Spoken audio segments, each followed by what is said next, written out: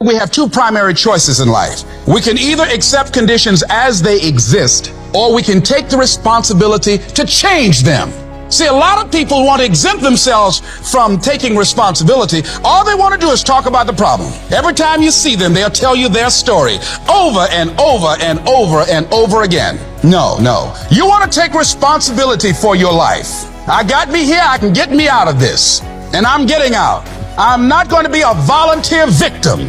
You don't have to force yourself or motivate yourself to think negatively, to be depressed, to beat yourself up over the head. Your mind is on automatic. It will do that by itself.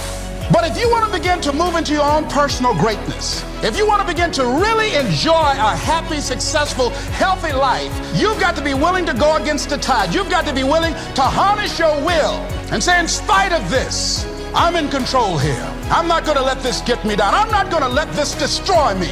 If it's hard, why do people do it? You ask people who do things.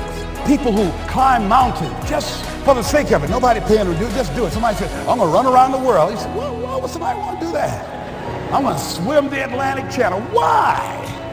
The people who go after that stuff, what makes it worth it? It's got to be your passion. You got to love it. It's got to be what you are supposed to do. You want to sing, and even though they want to invite you to Carnegie Hall, you're going to sing to anybody that listens to you, including singing to yourself. I used to talk to my plants when nobody else would listen to me. You got to write, even if no one published your book, write, because that was given to you to do. You do what it is you're supposed to. You're supposed to build something. You're supposed to create something. I don't know how to do it. Learn. Do whatever is required. It's you. It's on you. You got to make that happen. Nobody's going to bring it to you on a silver platter and say, here's your dream, manifest it. No, it's hard. Yes, it's hard. It's difficult. Yes, right. And it's worth it. Most people go through life holding back. If you get into the habit of just being mediocre, it will become a part of your consciousness. If you get in the habit of giving less than what you have it within you to give, it will begin to reflect itself in your personality. It will begin to damage you psychologically. And you don't want to be a part of that kind of self-destructive behavior.